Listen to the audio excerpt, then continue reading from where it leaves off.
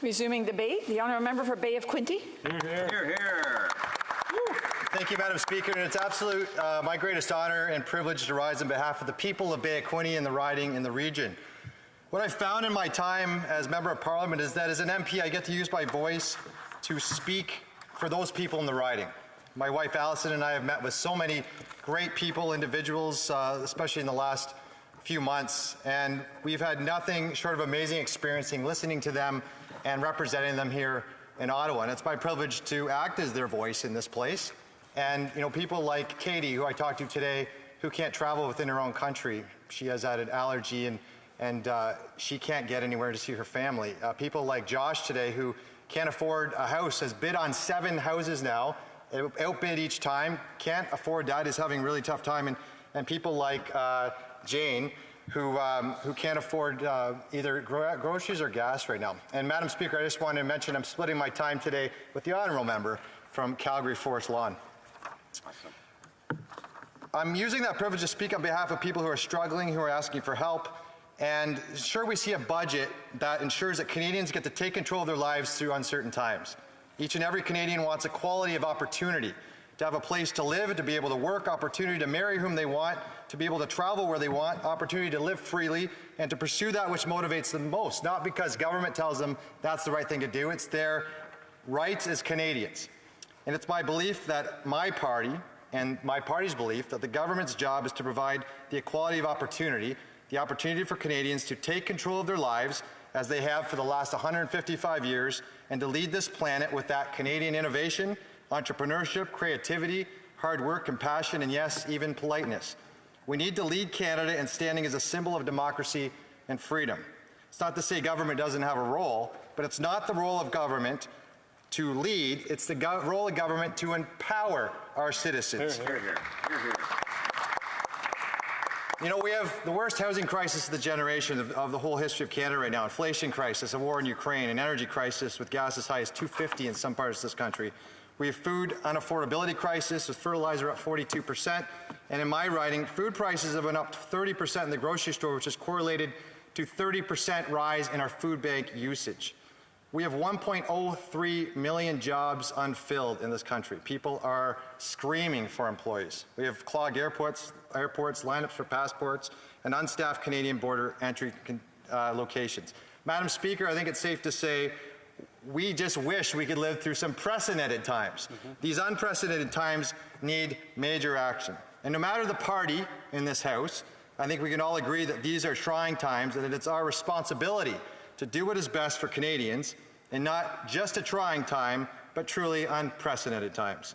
We need new ideas. We need to make new stands and need to inspire all Canadians to believe in themselves to start to solve the biggest issues that plague us. So when Budget 22 speaks to 3 main pillars, my objection to the budget and our party's objection is not just to the pillars, it's that they speak to a government solving these issues instead of instilling that power to Canadians to solve those issues and get government out of the way. Pillar 1, which is investing in people. Mr. Speaker, Madam Speaker, we certainly need people. We need people to fill over 1 million jobs that are opening and unfilling, and it's costing. There's a price to it. The price to unfilled jobs in this country is $30 billion. Let's just equate that to tourism, which is worth $34 billion to Canada. Unfilled position, which includes tourism, is causing major backlogs. It's causing bottlenecks. We're short factory workers, skilled trades who build homes. We're short software engineers who go to some of our universities but then get taken by the U.S.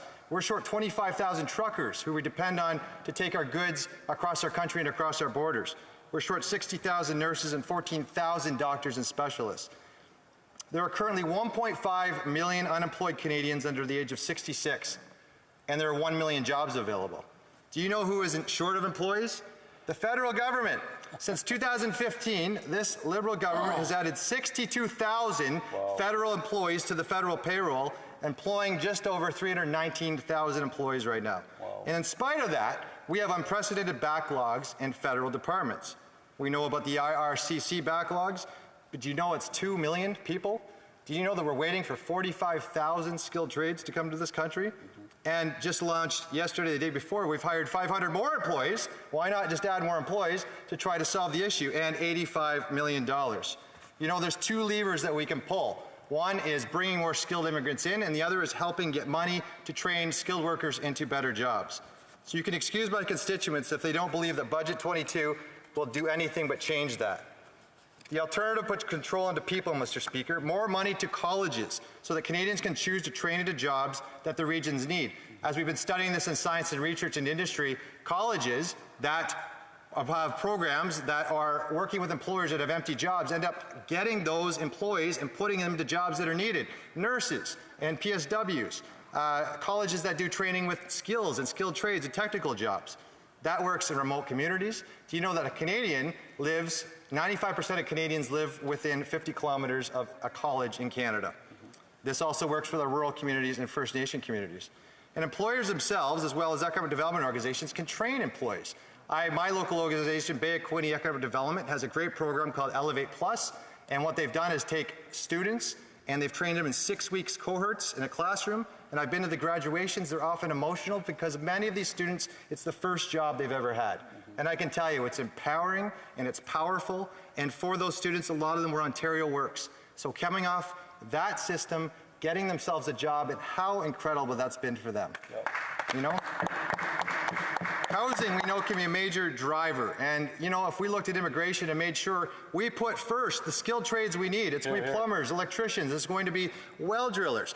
These jobs, we need at least 600 in my riding alone. When we looked at the 1 million jobs needed across Canada, how many of those jobs could be filled, which build homes, which create GDP, and economic development? I know my member talking earlier talked about mental health. Let's invest in people in mental health, because when we help people, they help themselves. It's a major empowerment. Pillar number 2 for the budget is green transition. This is obviously very important. We want a green future for our children, and Canadians, given the choice, will make choices that allow them to make the planet greener. But the hidden danger of a green energy transition is ignoring affordability, security, and reliability, which need to be a key plank in the green transition and is not part of Budget 22. The Russian invasion of Ukraine has changed the world. It also triggered an energy crisis, exposing the world's dependence on not only Russian energy, but green energy that is not yet available to replace it. We know the future is going to be green. We know hydrogen, and we know that modular nuclear energy, and we know that natural gas, Canadian natural gas, and converting the world off of coal is going to have a big transition that we need to do as Canadians, and Canada is going to play a big role in that. But when we ignore affordability, that people need to heat their homes, and that people need to be able to make a choice that is good for their family, we're ignoring that choice that Canadians can make, and we're actually hurting them with our energy policies, not helping them. We need to include affordability, choice, jobs, income, investment, and productivity when including a green transition, none of which are in Budget 22. Absolutely. And Pillar 3 is productivity and innovation. We have to work hard at the new economy. And we have so many great jobs. You've never seen a time like this since 1900 when they had electricity and the automobile and the telephone. Now we have 5 major technologies converging. When the government talks about investing, we need to invest in mentorship. Allow Canadians to bring that innovation to the forefront. AI and blockchain and robotics and energy storage and DNA sequencing, they're all working together. I agree with the 3 pillars outlined in the budget, but I believe that it's people, not government, that need to be empowered, people that need to invest in it. And I'll tell you right now, Canadians are going to be able to the ones to lead this country out of inflation, out of all of our crises, and lead Canada and the world forward. Thank you, Madam Speaker. Questions and comments? The Honourable Deputy House Leader. Thank you very much, Madam Speaker, and I'd like to thank my honourable colleague across the way for his intervention. And I know he's from Bay of Quinte, which also has CFB Trenton in his riding, and he didn't mention anything in the budget bill with respect to the additional $8 billion in funding for the Canadian Armed Forces. And I know that he has brought forward the issue of Canadian Armed Forces housing and the issues that are facing PMQs across Canada. I'd like to ask the member opposite his opinion of the additional $8 billion in funding for Canadian Armed Forces members, which can include funding for, and I know that he has some investments recently announced in his riding for Canadian Armed Forces housing. And as a parent of 2 Canadian Armed Forces members and a mother-in-law of one, I know this is something very important to me, so I'd like to ask the member opposite his opinion on the additional funding for Canadian Armed Forces. Thank you. The Honourable Member for Bay of Quinte. Thank you, you, Madam Speaker. And oh my goodness, you know, I have so much respect, and I think you've served also with the armed forces and your families. And thank you to you, Madam Speaker, to the member for her service. We have a funeral tomorrow for our honorary colonel who followed my father as honorary colonel on the base, John Smiley, and on Friday, sorry. And it's going to be, it's very emotional. You know, the base is worth so much to our region. We thank the investment by the government to the base. 60 homes is where money went. Also a joint task rescue unit or emergency response unit, which is so needed. Canada has a great role still in the world. We still need a lot of housing, though, in the military. 6,000 homes we're short of. 60 there. We're short 360 there. So I think the government, and I know the government's committed to investing in the military. We know NATO, that response is there to invest with that as well, and NORAD. And thank you very much to all those that are supporting the military. Questions and comments? Questions et commentaires. L'honorable député de Joliette. The Honourable Member for Joliette. Thank you, Madam Speaker.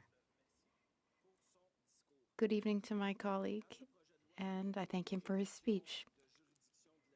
This mammoth bill deals with justice in space, strip searches in prison, all kinds of things. 170 pages, however, deal with the Liberals' new luxury tax.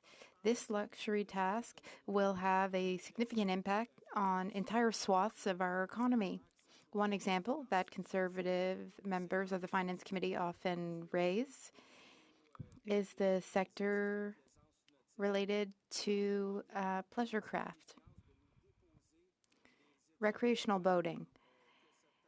We asked the finance minister and the department to give us an impact assessment study, and they sort of raised their hands in the air and said, well, we've not done anything.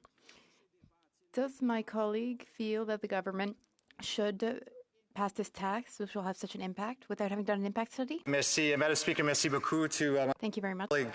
you know, there's a saying Winston Churchill used to say, taxing yourself to prosperity is akin to standing in a bucket and trying to lift yourself up. You know, we have industries that are just coming out of COVID. We know that industries are lacking labor. We know that industries have taken massive loans on, in part from the government, but they're trying to claw their way out of it. Every industry in Canada, every business, every Canadian that is trying to get their way out, they're fighting just to get themselves righted back on their feet. This is no time for new taxes. This is time for tax relief. And the government, we've certainly offered solutions for tax relief to Canadians.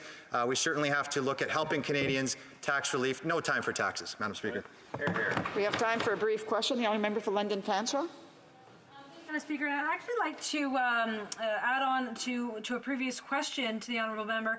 I sit on Defence Committee, and we heard a lot, of course, about the need for those in the armed forces struggling with the cost of living, with having to move all the time, families struggling, housing costs. And one of the things that was offered up was that there's a reinstatement of the posted living differential for Canadian Armed Forces members, and I'd like to hear his thoughts on that and how that would help his members as well.